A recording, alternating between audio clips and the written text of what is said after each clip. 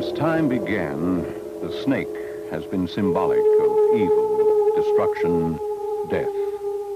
Out of the slime and darkness it comes to inflict its life-destroying poison on the careless, the unwary, the unprotected. No sane person would deliberately expose himself to its venom. No intelligent person would venture within striking distance of its fangs. Yet today, thousands of young people are flirting with a poison every bit as deadly as that of the snake.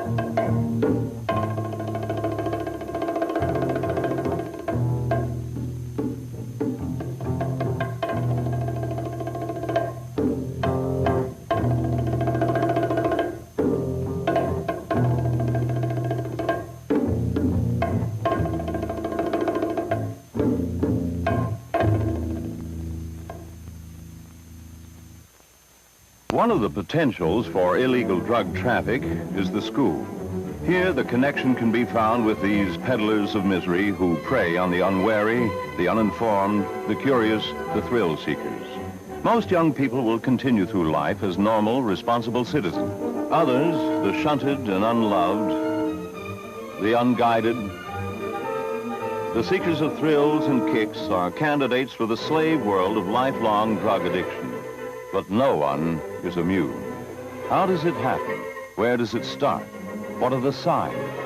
The pattern is generally the same. Take a lack of responsibility, the inability to make right choices, add to it ignorance and indifference, and top it off with a desire for escapism and kicks. The sum total is then conceivably found in the bennies, the reefer, the pop needle. Take John Scott. He'd be the first to laugh at the thought of his being hooked. Sure, before the last exam, he took a couple of bennies to pep him up, but so what? Everybody knows a couple can't do any harm. What he should have known is that not only are barbiturates dangerous to his nervous system, but they destroy the inner resources he has now to overcome the obstacles of daily life. But he's too busy with his girl, his car, his sports. The little problems he has don't seem too important. He knows he's failing in English and on the borderline in math, but he's not really worried. He knows he'll be okay on the next exam. Sure, he'd be willing to come for extra instruction on Saturday, but Saturday's his practice day. He's doing well in track, and he feels he will do better. With more training and practice, he might even get to represent the school in the state finals. But word has come down that his grades aren't too good. Unless he pulls them up, he can be put off the team. A normal enough problem with a normal enough solution. Hit the books a little harder, get a little help, and pull them up. It will mean giving up some fun and weekends, but he knows he can do it. If necessary, he can cram a few days before the exam and even pep himself up on bennies. He handled them before, and he knows where to draw the line. He knows he'll never go beyond that step.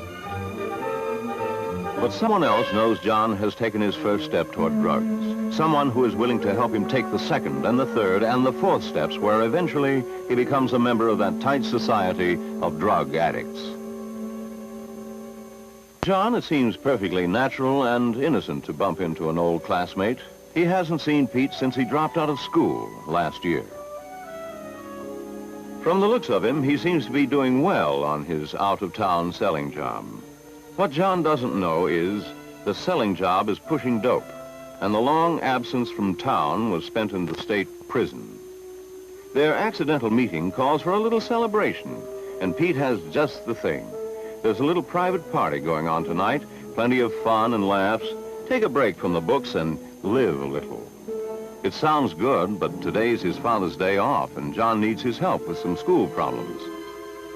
If there's another party sometime, maybe he can make it then. But Pete isn't interested in sometime, or maybe, or squares. If you want to swing, call him. Right now, he's got to split. He's got to find fish ready to be hooked, victims to supply him with money for the heroin he needs today and tomorrow and tomorrow.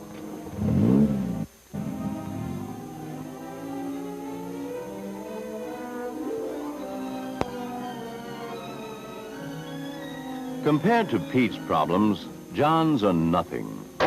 Poor grades, expulsion from the team, the frustrations and responsibilities of growing up seem important only to himself. All he needs is a little help, a little guidance, a little understanding. But the help, the guidance, the understanding are not there when he needs it. His parents are away just when he was counting on them to be home. His problems must wait for tomorrow, or he can solve them tonight alone.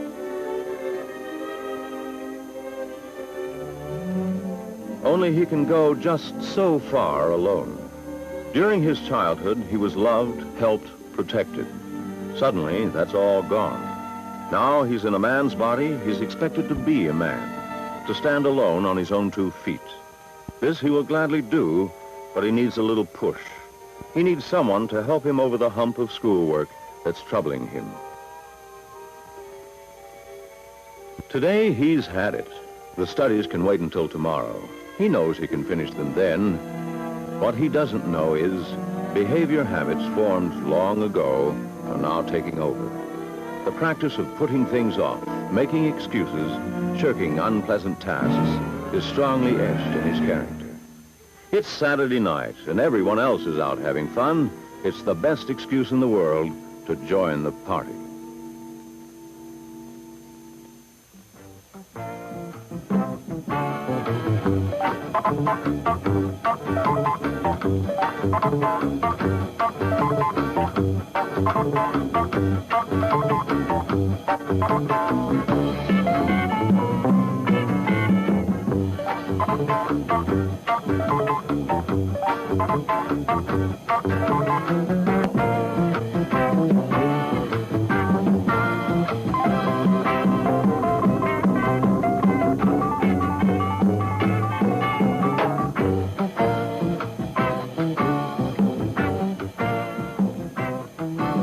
John, the party is swinging. Just the thing he needs to pep him up. The stage is set, the principal players are in position, the curtain is up. John doesn't realize it, but he has just been cast as the star fall guy in a real-life tragedy.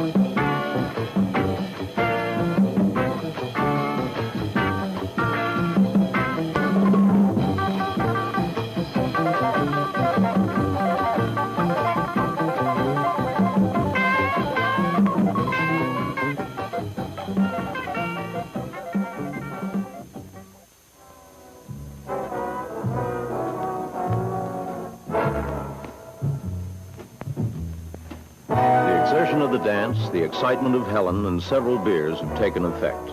Inhibition and caution are forgotten. When Helen suggests they have a few more beers, he's all for it. Why not?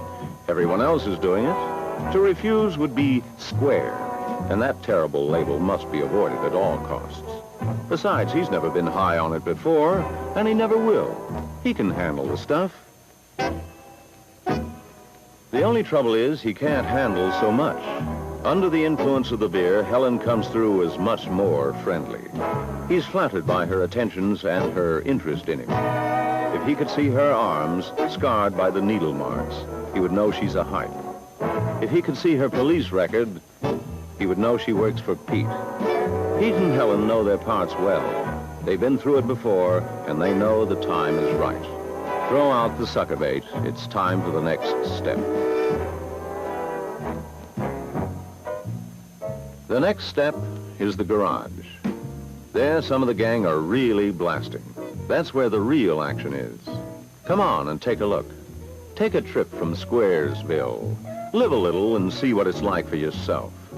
The senses are dulled just enough to be reckless. Helen, the music, the beer, the promise of excitement press in on him. Now, curiosity has to be satisfied. And why not? It can't do any harm to look.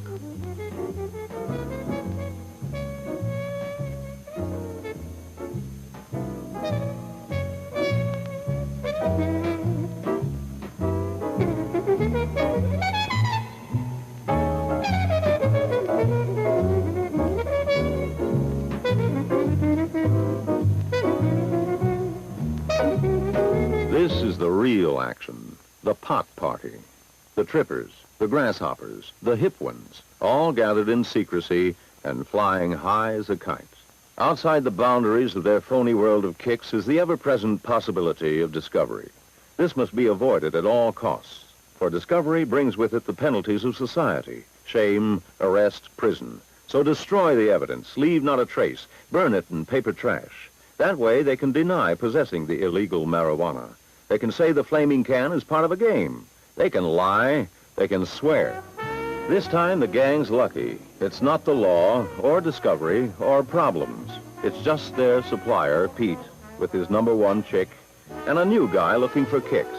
Forget it, man, and get with the countdown. Shake this square world and blast off for Kicksville.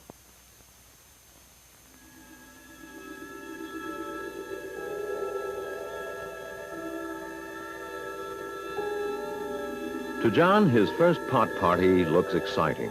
Everyone seems to be having fun. Best of all, there are no parents, no other adults, no one to interfere with the fun. The feeling of importance, of belonging, of putting one over is taking hold. Pete intends to tighten that hold, to squeeze it, to hook it, to lock it in.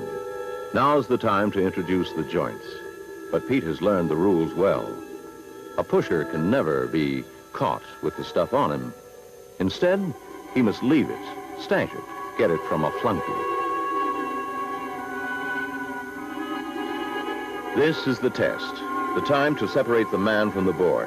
John's willpower, individuality, character are slipping down the drain. In their place come the old behavior habits and excuses. Everybody else is doing it. If he can handle bennies and beer, he should be able to handle a few harmless puffs, just to see what it's like. The natural defenses are crumbling. The barriers of caution are beaten down. Drag it, man. Try anything once. Fly. You can't get a habit from weed. Quit whenever you like. Don't be chicken.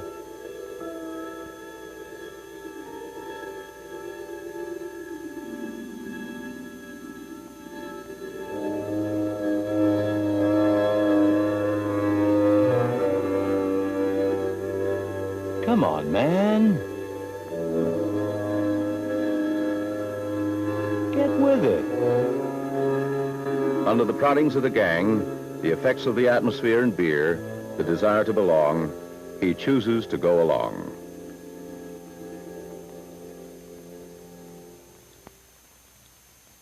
John surrenders his dignity and lays his future on the chopping block.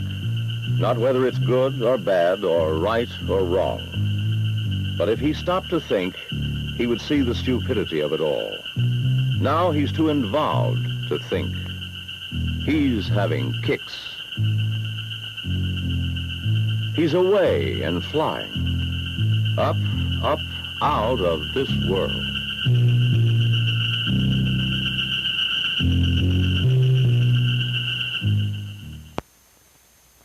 But everything that goes up must come down. When John came down, he landed with a thud. Due to the effects of the alcohol and the late hours at the party, the following day he was too tired, too sick to study. Now, facing another school day, he finds the same problems, the same responsibilities are still with him. As well as arguments, traffic violations. And as the days go by, he looks for more kicks, more escape from the troubles he brings on himself. Each time he feels the need for kicks or he's troubled, he returns to marijuana. He knows that marijuana isn't physically addicting. He doesn't know he's become psychologically dependent on it. But he's not worried. He knows he can handle it. In time, the continued use of marijuana causes psychic and physiological changes in his body. While under the influence of marijuana, his blood pressure increases. He feels unusual hunger and his central nervous system changes. His perception of depth and dimensions is radically changed. A low curb appears as a precipice. With a distortion of sight and sound, time is suspended. Fast action appears slow. The whole world is distorted.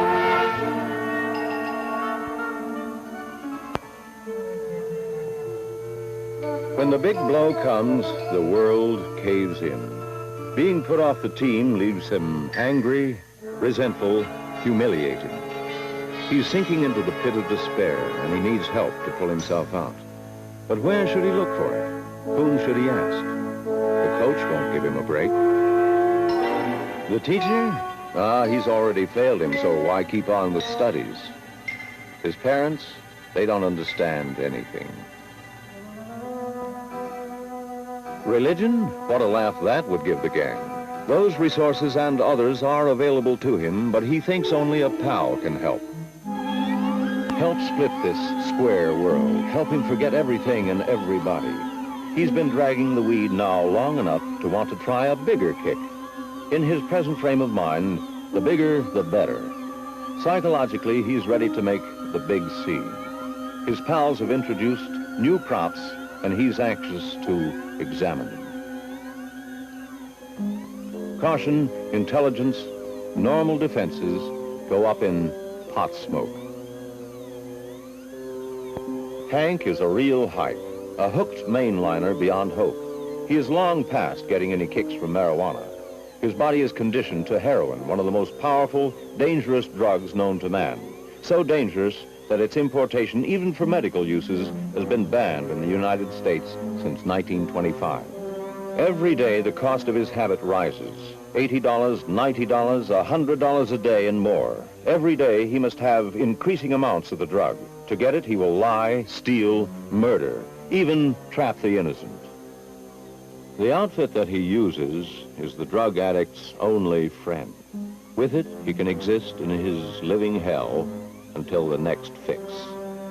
Without it, he will suffer the unbearable tortures of withdrawal from the drug. To prepare the venom for his bloodstream, he empties heroin onto the spoon. Every grain is precious and cannot be spilled or wasted.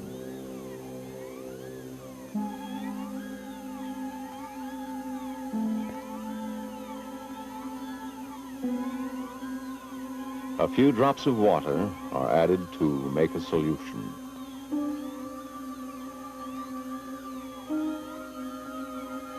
Then the small wad of cotton, usually dirty, is placed on the spoon to serve as a filter. The solution is then drawn through the cotton filter and into the needle. This cotton is saved and used again and again, for if the addict is ever caught without the drug, he can cook the cottons and squeeze out a small amount. This is it then, the big time, the main line, the high point of every drug addict's existence. Of every 1,000 hypes who ride the toboggan to hell, only a few ever get on.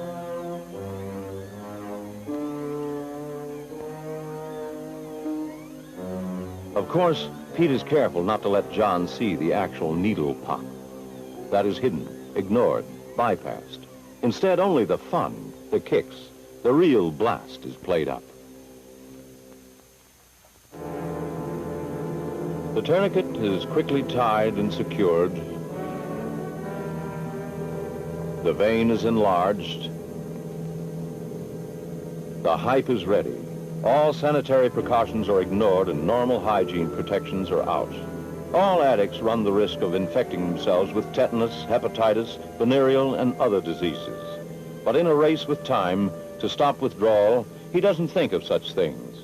Right now, all that matters is the dirty needle, the germ-infested cotton, the poisonous drug. By now, John is psychologically ready for stronger drugs. To his confused brain, the idea of joining Hank in a bigger kick is highly enticing. It would be all right to try it just once, just to see what it's really like. The only thing is the ugly-looking needle, the vague, uncertain fear of maybe getting hooked. His pal laughs at his fear of a little needle. A small pop doesn't hurt. It only makes you fly. Besides, only squares get hooked. The hit guys are just occasional users. You blast every once in a while and quit whenever you like. A few pops now and then can't possibly hurt. The idea of a real kick without getting hooked takes hold. John isn't afraid, and he certainly isn't square. The chain reaction has reached the end of the line. He's handled alcohol, goofballs, marijuana. Now he's positive he can handle one little pop.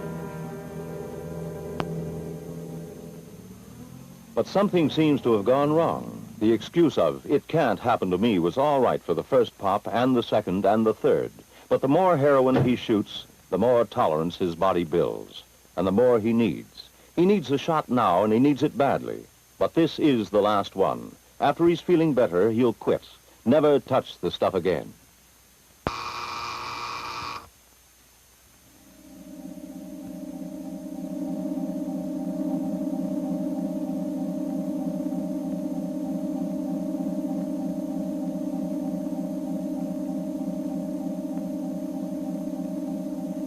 Hank immediately recognizes the withdrawal symptoms in John. Nervousness, nausea, watering eyes, running nose.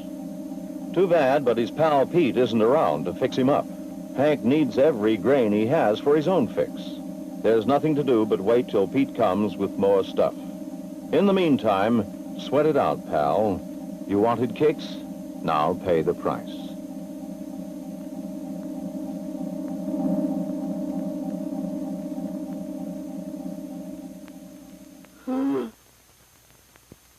At first, it all seemed like such harmless fun. It was hip to go along with the gang. But where's the gang now? Why aren't they with him when he needs them most? Too late, he realizes that by joining to belong, he's more alone than ever.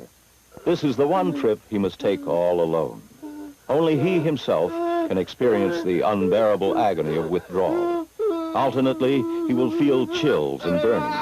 Violent muscular cramps will rack his tortured body. He will vomit and then retch in uncontrollable convulsions. The agony will reach its peak in 36 to 72 hours, then continue for 2 more weeks. In the meantime, he must obey the rules of the drug addict's world of secrecy. His screams of pain can bring discovery. Worst of all, they can bring the law and forcible denial of the hell drug addicts must have. So cool it. Cut it. Strangle it. In the jungle land of narcotics, it's fight, claw, kill, and every man for himself.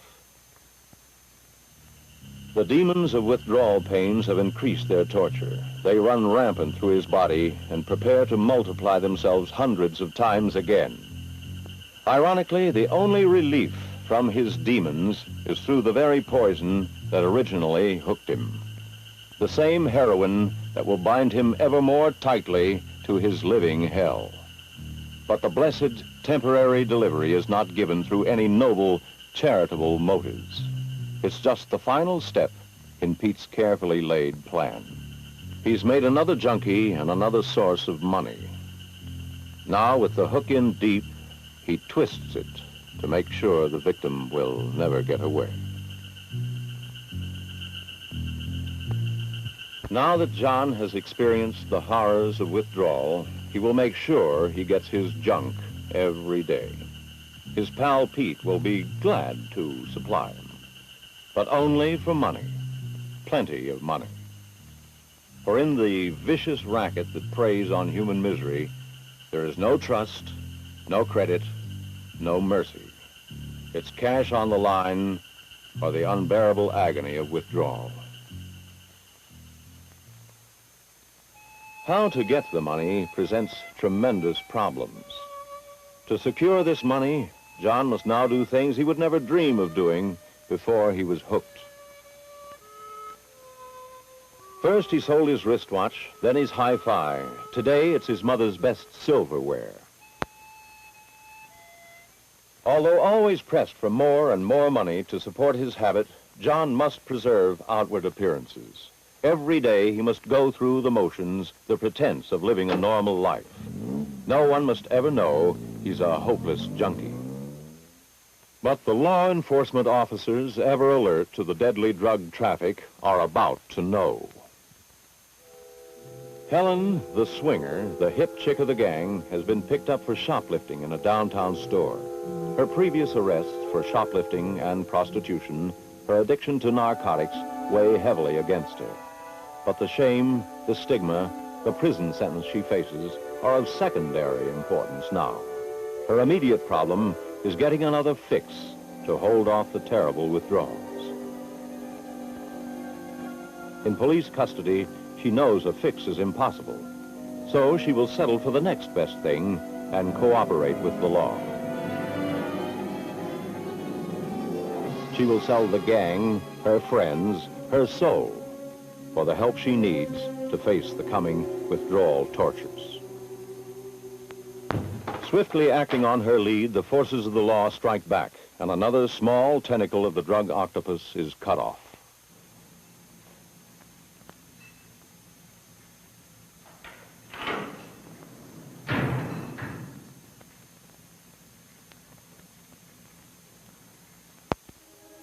But the infected victims still go on. With a police record to haunt him as long as he lives, John uses the leniency of the law sometimes allowed first offenders. So, he enters a government hospital for the very best treatment modern science can give. Months later, the agony of withdrawals, the care, the treatments are behind him. Now that he's kicked the habit, he can try to pick up the pieces of his broken life. I wonder if Pete and Hank are out of prison. It won't do any harm to stop by and just say hello.